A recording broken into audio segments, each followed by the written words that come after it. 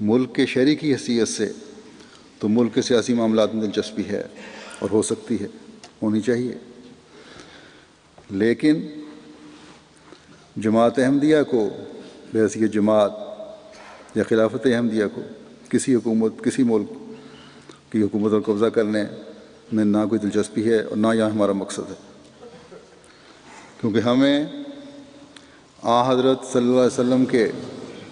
عاشق صادق نے جو راہ دکھائی ہے وہ مادی ملکوں کے حاصل کرنے کے لیے نہیں ہے، بلکہ روحانی بادشاہت کے حصول کے لیے، اور اللہ تعالیٰ کی رضا کا تاج ہے جس کا حصول ہمارا مقصود ہے۔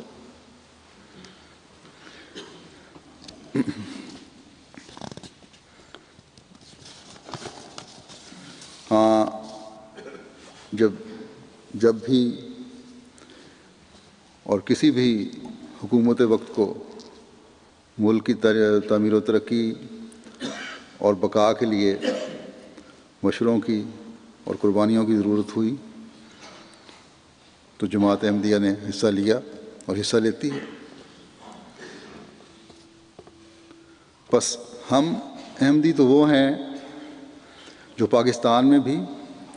باوجود انفرادی طور پر بھی اور من حیث الجماعت بھی تمام قسم کے ظلم سہنے کے اپنے ہم وطنوں اور اپنے ملک کو پریشانی اور مشکل کی حالت میں دیکھتے ہیں تو بے چین ہو جاتے ہیں۔ ہماری بے چینی حکومتوں کے لیے نہیں، ہماری بے چینی ملک کی بقا کے لیے ہے، ہماری بے چینی ملک کے عوام کے لیے ہے، اور ہم یہ کوشش کرتے ہیں پھر، بلکہ جہاں تک وسائل اجازت دیتے ہیں دنیا میں پھر کر بھی کسی بھی قسم کی مشکل سے ملک کو نکالنے کے لیے کوشش کرتے ہیں، اور یہ عمل ہمارے اس تعلیم کی وجہ سے ہے جو ہمارے آقا و مولا حضرت محمد مصطفیٰ صلی اللہ علیہ وسلم نے ہمیں دی ہے۔ یہ عمل ہمارے اس اسوے پر چلنے کی کوشش کی وجہ سے ہے جو ہمارے آقا صلی اللہ علیہ وسلم نے ہمارے سامنے پیش فرمایا اور جس کی خدا تعالیٰ نے ہمیں ہدایت فرمائی ہے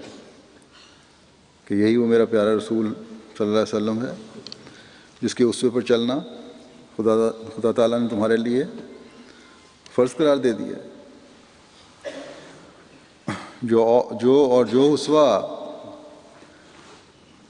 اس محسن انسانیت اور رحمت للعالمین نے پیش کیا وہ یہ ہے کہ اپنے دکھوں کو بھول کر انسانیت کی خدمت کرو،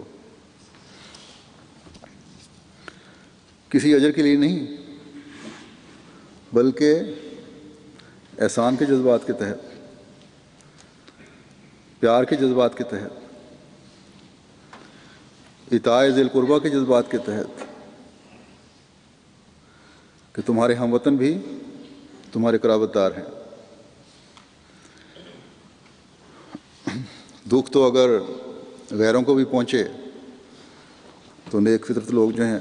ان کو تکلیف ہوتی ہے، بے چین ہو جاتے ہیں، تو یہ تو ہمارے اپنے ہیں، اور جو ہمارے اپنوں کو دکھ اور مصیبت اور تکلیف پہنچے تو یہ کس طرح ہو سکتا ہے کہ وہ ہمیں بے چین نہ کرے۔ بس ہمیں الف اور فساد سے کوئی تعلق نہیں، ہم تو عاجزی اور پیار اور محبت کے پھیلانے والے ہیں، ہم تو اس نبی کے ماننے والے ہیں جو دنیا کو خدا سے دور دیکھ کر بے چین ہو جاتا تھا کہ یہ اس وجہ سے اللہ تعالیٰ کی پکڑ کے سزاوار نہ ٹھہر جائیں، جو اپنی راتیں اس غم میں ہلکان کرتا تھا کہ لوگ خدا کو بھول کر تباہی کے گڑھے میں گر رہے ہیں، جس کے اس درد کو دیکھ کر خدا تعالیٰ نے بھی آپ کو فرمایا تھا کہ لعلک کا باخع نفسک اللہ یکونوا مومنین، شاید تو اللہ یکونوا مومنین،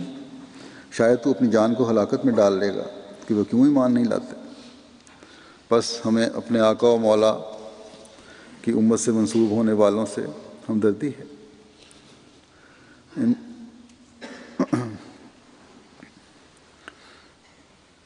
اس بات کا درد ہے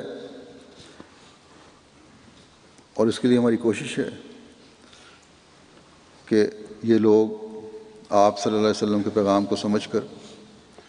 آپ کے مسیح و مہدی کو مان لیں، اس دنیا میں بھی اللہ تعالیٰ کی آفات اور عذاب سے بچ جائیں، اور اگلے جہان میں بھی اللہ تعالیٰ کی پکڑ سے بچ جائیں۔ گزشتہ کئی سالوں سے میں مختلف وقتوں میں خطبات میں، تقریروں میں بتا رہا ہوں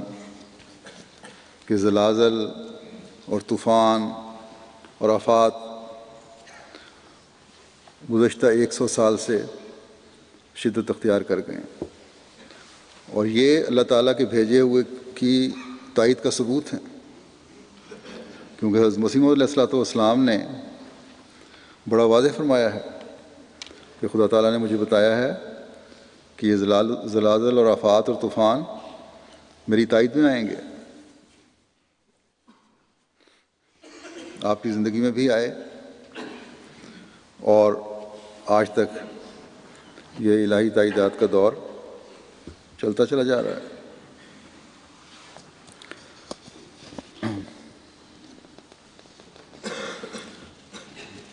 جو نقصان باقی دنیا کی طرح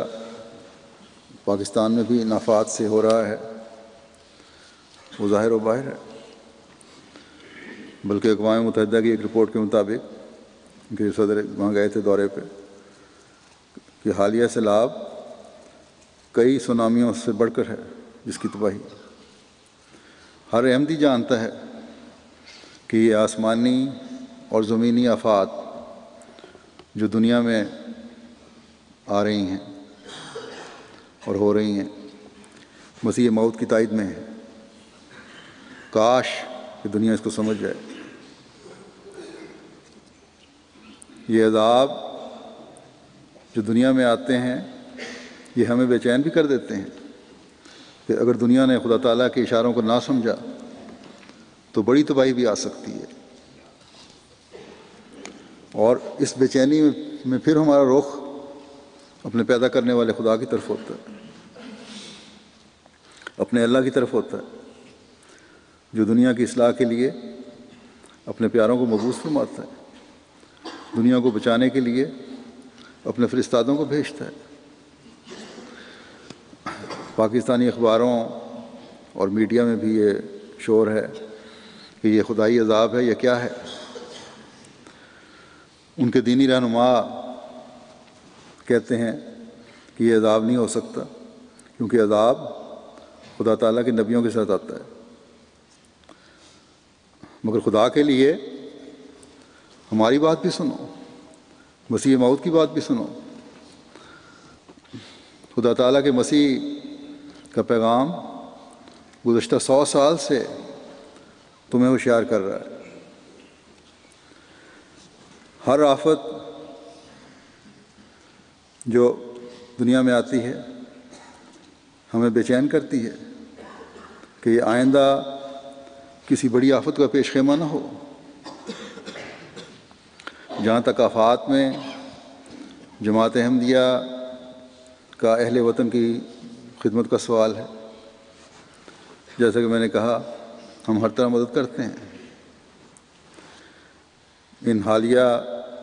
سیلابوں کی تباہ کاریوں میں بھی جماعت احمدیہ نے مختلف ممالک میں پاکستانی سفارت خانوں کے ذریعے سے بھی رقمیں اکٹھی کر کے بھیجی ہیں، انفرادی بھی اور جماعتی طور پر بھی۔ ملک کے اندر بھی پاکستان میں بھی مخیر حضرات نے، احباب جماعت نے مدد کی ہے، رقم کے ذریعہ بھی، سامان کے ذریعہ بھی، اور ہمارے والنٹیئرز نے بھی کام کیا لوگوں کو نکالنے میں، محفوظ مقامات پر پہنچانے میں، خوراک مہیا کرنے میں۔ بلکہ ایک موقع پر ہماری ٹیموں کا ایدی صاحب جو وہاں کوئی بہت بڑا ٹرسٹ چلاتے ہیں، ان سے سامنا ہو گیا، ان سے ملاقات ہوئی، تو انہوں نے کہا کہ میں نے دیکھا ہے کہ قادیانی مدد کے لیے سب سے پہلے پہنچتے ہیں۔ اگر احمدیوں کو سیلاب میں گرے ہوئے علاقوں سے نکالا ہے ہماری ٹیموں نے،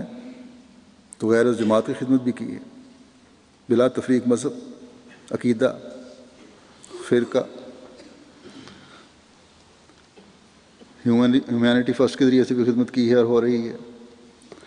اور اب ہیومینٹی فرسٹ نے ان سیلاب زدہ علاقوں کے لیے $1 ملین مزید امداد کے لیے ارادہ کیا ہے، جو وہاں بحالی کے کام میں وہ اس میں مدد دے گی، اور بلا تخصیص مذہب ہم یہ خدمت کر رہے ہیں اور کرتے رہیں گے۔ اور پھر ہم یہ بھی نہیں بتاتے کہ ہم احمدی ہیں، خاموشی سے خدمت کر رہے ہیں، اس لیے کہ کہیں کوئی فتنہ پرداز فتنہ نہ کھڑا کر دے اور اس فتنے کی وجہ سے غریبوں کو مدد پہنچنے سے مدد لینے سے محروم کر دے۔ لیکن ان نام نہاد مذہب کے ٹھیکیداروں کا رویہ کیا ہے، جو اپنے آپ کو اسلام کا نمائندہ سمجھتے ہیں؟ ان کا رویہ کیا ہے؟ ایک جگہ جب پتہ چلا کہ وہاں کچھ خاندان دریا کے علاقے کے جو ریموٹ علاقے میں رہتے تھے، ڈیرہ غازی خان کے، وہ وہاں سے اٹھ کے آئے، بہرحال جو قریب ہوگا دریا کے، جب سیلاب آیا تو احمدی متاثر ہوئے، جو خاندان وہاں سے اٹھ کے آئے، تو جب ان لوگوں کو یہ پتہ لگا تو ان کو احمدی خاندانوں کو انہوں نے خوراک وغیرہ تو کیا دینی تھی، وہ تو ہم نے انتظام کر لیا تھا خود ہی۔ جو اسکول میں شیلٹر ملا ہوا تھا، وہاں سے بھی ان کو نکال دیا گیا کہ یہ قادیانی ہیں، یہاں نہیں رہ سکتے۔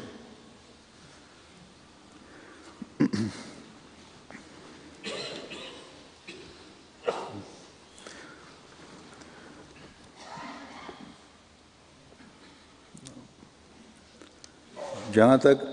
احمدیوں کا سوال ہے، ہر احمدی کو اللہ تعالیٰ کے فضل سے جماعت نے سنبھالا ہے، اور جماعت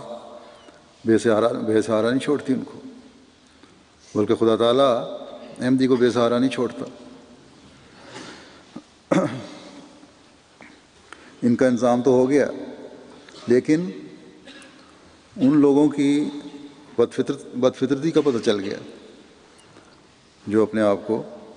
اسلام کا نمائندہ کہتے ہیں، کہ خدا اور نبی صلی اللہ علیہ وسلم کے نام پر کس بدفطرتی کا ثبوت دیا ان لوگوں نے، اور دیتے ہیں۔ یہ طوفان اور سیلاب لاہور میں ہماری مساجد کے واقعے کے بعد آئے، جہاں ظلم و بربریت کی ہولی کھیلی گئی۔ اس تناظر میں اگر دیکھیں تو جماعت احمدیہ کا بلند کردار مزید نکھر کر سامنے آتا ہے کہ باوجود یہ سب ظلم سہنے کے، اپنے ہم وطنوں کو پریشان دیکھ کر جماعت فوراً مدد کے لیے آگے آئی۔ جماعت کے افراد کی قربانی کی قدر اور بھی بڑھتی ہے جب ہم دیکھتے ہیں کہ ہمارے مسجدوں میں شہید ہونے والوں کے گھروں میں اس وقت جب ابھی ان کے گھروں میں سے جنازے بھی نہیں اٹھے تھے، محلے والوں کی طرف سے بعض جگہ مٹھائی پہنچی کہ لو مٹھائی کھاؤ اپنے شہیدوں کی خوشی میں۔ اس سے بڑا مذہبی اور اخلاقی دیوالیے پن کا اور کیا اظہار ہو سکتا ہے؟ یہ ہوگا جو قوم کے بعض لوگوں کا مولوی نے کر دیا، بالکل دیوالیہ کر کے رکھ دیا، اور پھر محلے کے بچے بعض جگہ احمدی بچوں کو کہتے ہیں کہ انہیں گٹر میں پھینکنا ہے کیونکہ یہی ان کا مقام ہے، یہی ان کی جگہ ہے۔ جس کی وجہ سے بعض گھرانوں کو اپنے گھر تبدیل